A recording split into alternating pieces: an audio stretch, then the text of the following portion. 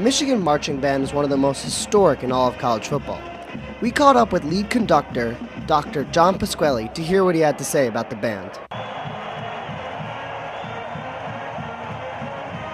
We have the most iconic pregame in the country. I mean, people can argue that, but on all the articles that have been written about college pregames, whether it's the Ohio State kind of script Ohio or the Michigan Block M, it's either one is pretty much the most iconic that's ever been on a football field. And there is something really special about it. When these students come out of the tunnel in the big house and you're standing on the field right on the 50-yard line and the sound comes right to them, it's hard to explain. Pretty damn cool, frankly.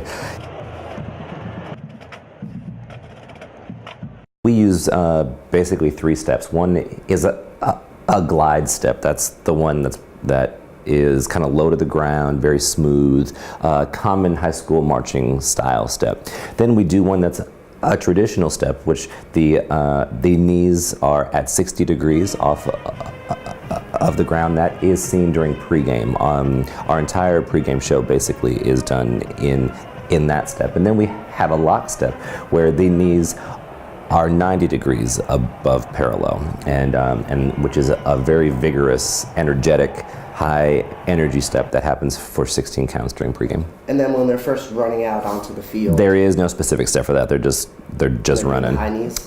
They do, but it's at 216 beats a minute. That's really fast, and so you're hauling butt. So they, while they're actually physically running, we aim for a 90-degree angle. Doesn't always get that way, but after they stop, when they finally get there, then it is up to the full 90 degrees. That is a really difficult part of things, by the way. I don't think people truly appreciate how physical of an activity that is.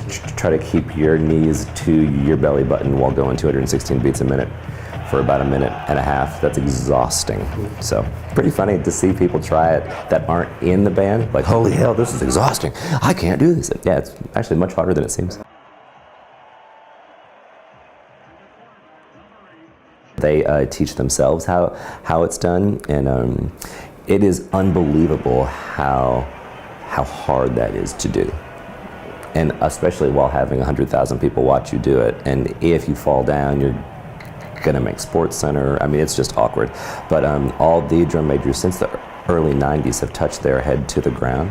And while we tell the students that it isn't required, it's become more of a tacit expectation for sure. And it's a source of pride, especially when all the other Big Ten bands come to town. They don't do that, and so it's kind of like, but it's extremely difficult.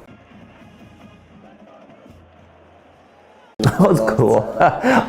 Every game, I always try to get my phone out to video when they're all doing something together. I mean, it goes from basically here to here, so it encompasses my entire body, and I can see it and feel it, and it's just the energy is indescribable. It's really special. It's pretty cool, actually. And then what are some of the songs that you play during the game? If you could take us through the first downs, the third Sure, downs. and everything is game specific. So if the team gets a first down, we play "Let's Go Blues," some variation of it, either the first half or the second half. When they score, obviously we play the victors. When the team is on defense, when we approach third down, we do a piece called "Intimidation," and it's a tune from Wicked, actually, and we started that 8 years ago, maybe 7 years ago, and it's where the student section does the arm thing, and so that's been going on for a while. After fourth down, we play "Temptation," which over the years has been transition to the "You Suck" cheer, which, by the way, we need to stop that. It's just not classy, and we don't support that, obviously, and it hasn't always been the case, actually. We get emails all the time. Why do you play that? Why do you play that? Well, actually, we've been doing that in the stadium for over 50 years, and just recently, like within the last 10 or 12 years, it's transitioned into something else, unfortunately. Man, that has gone crazy. We've been actually doing that song here for a long time. It actually really picked up in hockey my first year here, which was 8 seasons ago. And to tell you the truth, I kind of exploited it a bit. It started, to my knowledge, that dance began with a hockey father who was in the student section and just heard it and was having a good time and started dancing. And it caught on very quickly, as things do in Yost. And it finally picked up to be so huge in there that it's now spread to football, basketball, pretty much all. It's now become almost an iconic part of sports here, which is great. That's the goal. I think it helps the environment of the stadium to be as engaged as possible to support the team.